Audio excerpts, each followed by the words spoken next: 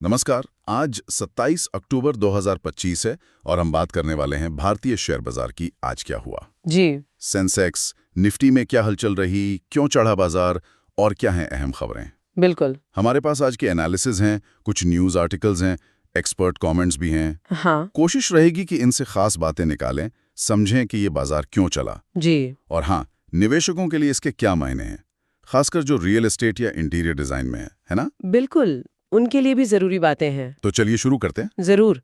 आज का दिन बाजार के लिए काफी अहम था। कल एक गिरावट देखी थी हमने। हाँ, कल थोड़ी सुस्ती थी। जी। और उसके बाद आज एक मजबूत वापसी हुई है। ये निवेशकों का भरोसा दिखाता है कहीं ना कहीं। हाँ, वो वापसी आंकड़ों में भी साफ दिख रही है।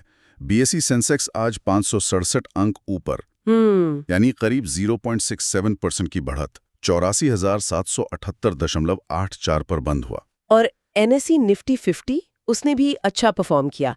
171 अंक ऊपर गया, अच्छा, लगभग 0.66%। तो वो बंद हुआ 25,966.05 पर। एक दिन की गिरावट के बाद ऐसी रिकवरी, ये तो पॉजिटिव है। और ये बढ़त सिर्फ बड़े स्टॉक्स में थी या फैली हुई थी? नहीं नहीं, ये काफी ब्रॉड बेस्ड थी। अच्छा मतलब ज्यादातर सेक्टर्स हरे निशान में थे। अच्छा। हाँ, कुछ को छोड़ दें जैसे मीडिया, फार्मा, उनमें थोड़ी नरमी थी। पर ओवरऑल सेंटीमेंट काफी मजबूत रहा आज। तो फिर इस मजबूती के पीछे क्या कारण थे?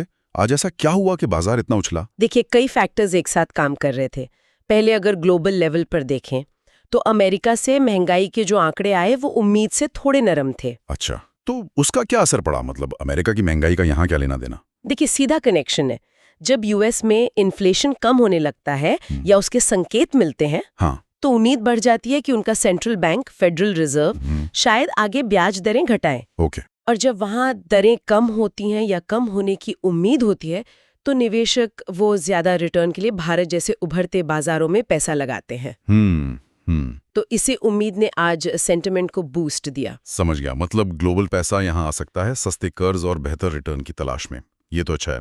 और कोई ग्लोबल फैक्टर? हाँ, एक और बात, अमेरिका और चीन के बीच जो ट्रेड को लेकर बातचीत चल रही है, हाँ, वो तो हमेशा चलती रहती है। जी, उसमें कुछ पॉजिटिव संकेत मिले। अच्छा। अब जब दुनिया की दो सबसे बड़ी इकोनॉमी के बीच टेंशन कम होती है, हाँ, तो ग्लोबली निवेशकों का रिस्क लेने का मन बढ़ता है, जिसे कहते हैं रिस्क सेंटिमेंट सुधरना। अच्छा, तो मतलब ग्लोबल फ्रंट पर थोड़ा सुकून। जी। अब आते हैं अपने देश पर, घरेलू कारकों पर यहाँ क्या कहानी थी? देखिए, घरेलू मोर्चे पर भी कुछ अच्छी बातें थीं।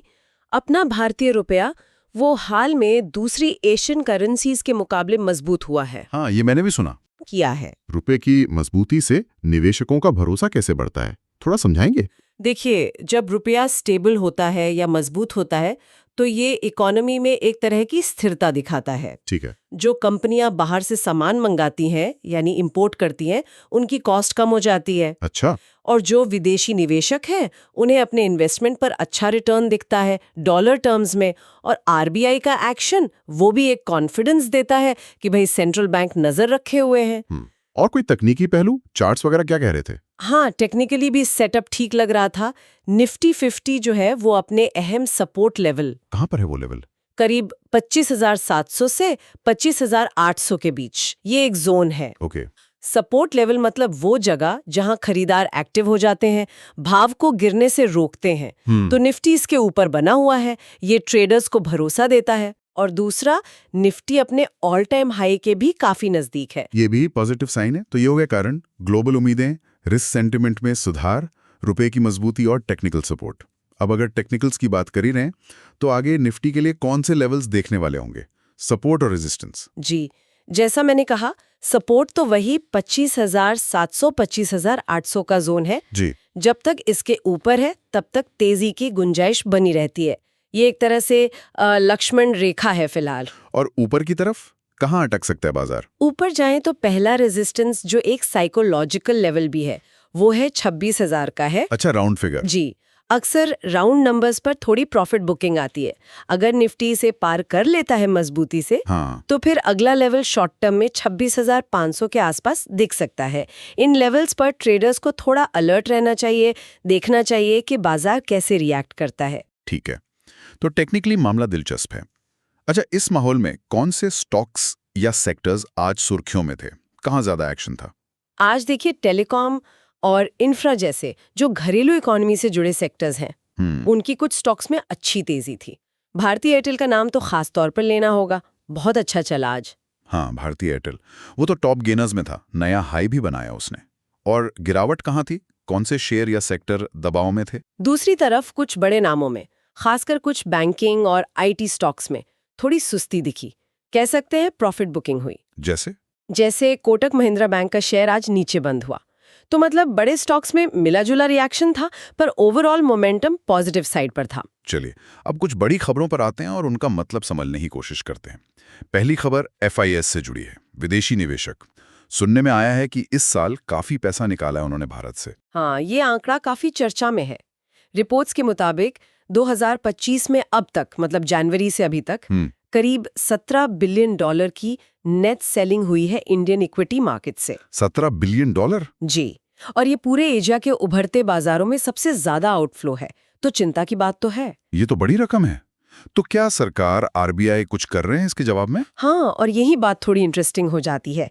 इस भारी आउटफ्लो के बावजूद, या शायद इसी वजह से, सरकार, RBI और सेबी, हाँ, रेगुलेटर, जी, ये सब मिलकर फाइनेंशियल सेक्टर में कई सुधारों पर तेजी से काम कर रहे हैं। कोशिश है कॉर्पोरेट बॉन्ड मार्केट को और डेवलप करने की, नियमों को आसान बनाने की और विदेशी फंड्स की भागीदारी बढ़ाने की। तो ये सुधार सिर्फ इस आउटफ्लो का रिएक्शन है या ये कोई लॉन्ग टर्म प्लान का हिस्सा है? मतलब क्या इससे भारत लंबे समय में ज्यादा आकर्षक बनेगा? ये अच्छा सवाल है। अभी कहना मुश्किल है कि ये सिर्फ रिएक्शन है या पहले से प्लान था। पर हाँ, ये जो सुधार हो रहे हैं, अगर ठीक से लागू हुए तो ये लॉन्ग टर्म में भारत के फाइनेंशियल मार्केट को स्ट्रक्चरली मजबूत बनाएंगे। विदेशी निवेशकों के लिए ज्यादा आकर्षक भी हो सकता है। ये अभी के नेगेटिव ट्रेंड को पलटने में भी मदद करें, पर इसमें वक्त लगेगा। ये भविष्य के लिए निवेश जैसा है।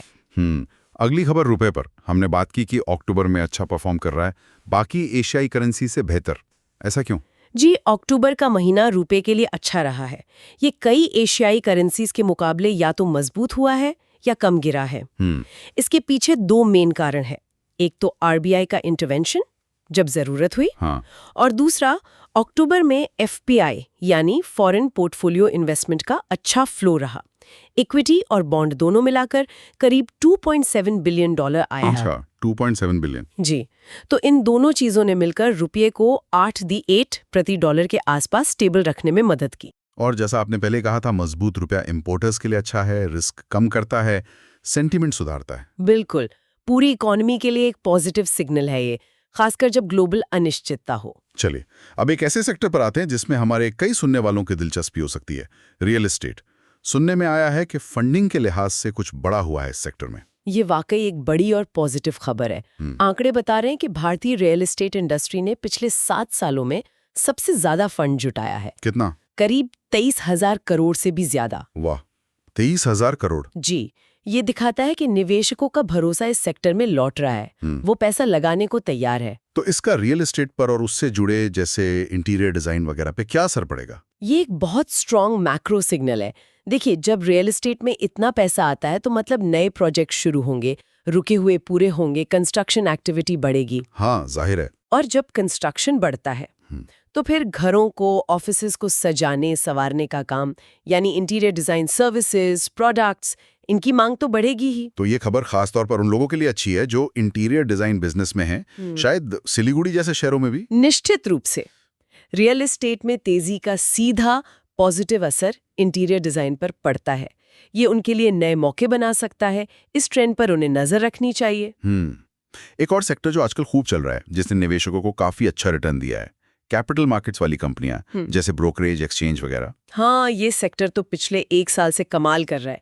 निफ्टी कैपिटल मार्केट्स इंडेक्स को ही देख लीजिए, करीब 30% रिटर्न दिया है पिछले 1 साल में। 30%? जी, और कुछ खास कंपनियां जैसे BSE लिमिटेड है, जो बॉम्बे स्टॉक एक्सचेंज चलाती है, उसका शेयर तो करीब 70% भागा है। 70%? अरे बाप रे! इसके पीछे क्या वजह है? ये तूफानी तेजी क्यों? देखिए, इसके पीछे कई बड़े स्ट्रक्चरल बदलाव हैं। पहला तो है फाइनेंशियलाइजेशन ऑफ सेविंग्स। लोग अब सोना, प्रॉपर्टी, FD से पैसा निकालकर शेयर्स, म्यूचुअल फंड्स में लगा रहे हैं। हाँ, ये तो दिख रहा है। दूसरा, रिटेल निवेशकों की भागीदारी बहुत बड़ी है, खासकर डिजिटल प्लेटफॉर्म्स की वजह से। तीसरा, एसेट मैनेजमेंट कंपनियों का बिजनेस बढ़ रहा है। चौथा, सब कुछ डिजिटल हो गया है, निवेश करना आसान हो गया है। अच्छा। ये सारे फैक्टर्स मिलकर इस सेक्टर को ड्राइव कर रहे हैं।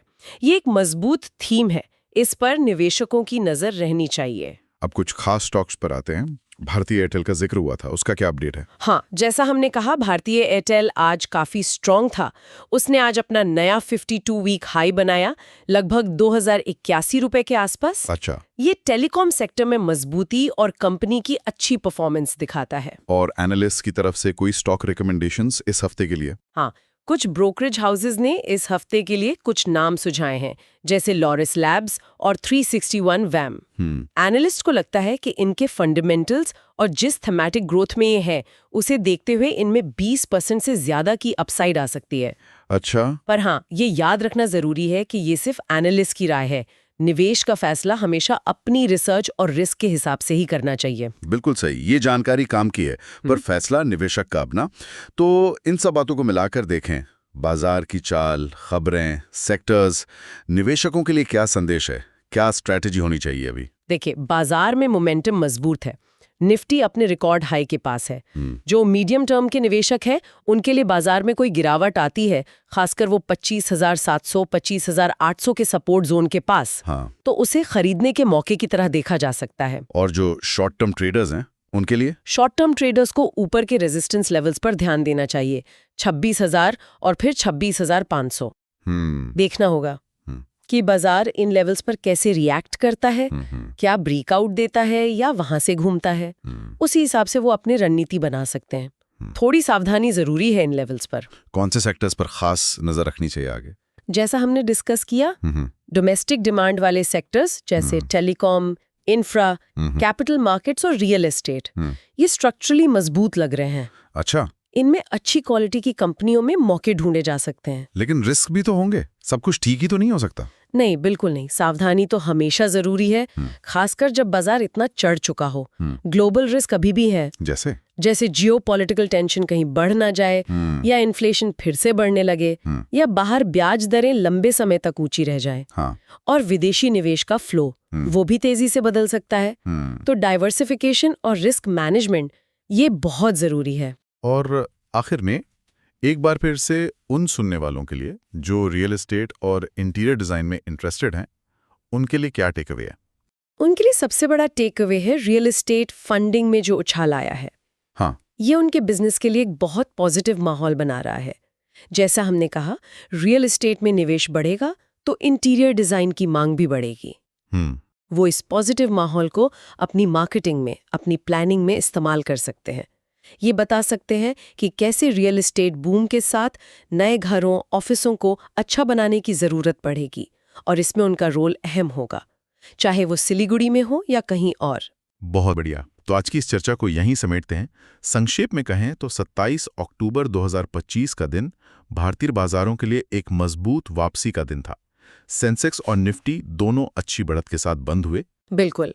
इस तेजी के पीछे ग्लोबल कारण थे, जैसे अमेरिका में रेट कट की उम्मीद, चीन अमेरिका ट्रेड टेंशन में कमी। हाँ। और घरेलू कारण भी थे, जैसे रुपए की मजबूती, आरबीआई का सपोर्ट, इन सब ने मिलकर सेंटिमेंट सुधारा। और साथ ही हमने देखा कि लॉन्ग टर्म थीम्स जैसे financial sector reforms, real estate recovery, ये भी धीरे धीरे जोर पकड़ रही हैं। निवेशकों के लिए ये वक्त है, अलर्ट रहें, क्वालिटी पर फोकस करें और स्पेक्यूलेशन से बचें। एकदम सही। मैक्रो लेवल पर हवा पॉजिटिव है, लेकिन बाजार में अनिश्चितता हमेशा रहती है। तो बेस्ट डिफेंस यही है, एक अच्छा बैलेंस्ड पोर्टफोलियो और रिस्क पर पैनी नजर। और जाते जाते हमेशा की तरह एक सवाल सोचने के लिए छोड़ जाते हैं। हाँ, आज का विचार रियल एस्टेट और इंटीरियर डिजाइन के कनेक्शन से ही है। सोचने वाली बात यह है कि ये जो बड़े मैक्रो ट्रेंड्स हैं, financial reforms, real estate revival, क्या इनका सिलीगुड़ी जैसे टियर 2 या टियर 3 शहर में इंटीरियर बिजनेस के लिए कुछ खास मौके भी बन सकते हैं? जैसे क्या वहाँ सस्टेनेबल, इको फ्रेंडली मटेरियल की डिमांड बढ़ सकती है? क्या लोग स्मार्ट होम टेक्नोलॉजी में ज्यादा इंटरेस्ट दिखाएंगे? या फिर इस ग्रोथ के साथ कुछ नई चुनौतियां भी आ सकती हैं, जैसे स्किल्ड लेबर की कमी या मटेरियल कॉस्ट बढ़ना, जिनका पहले से अंदाजा लगाकर तैयारी की जा सकती है? इस पर सोचना दिलचस्प हो सकता है।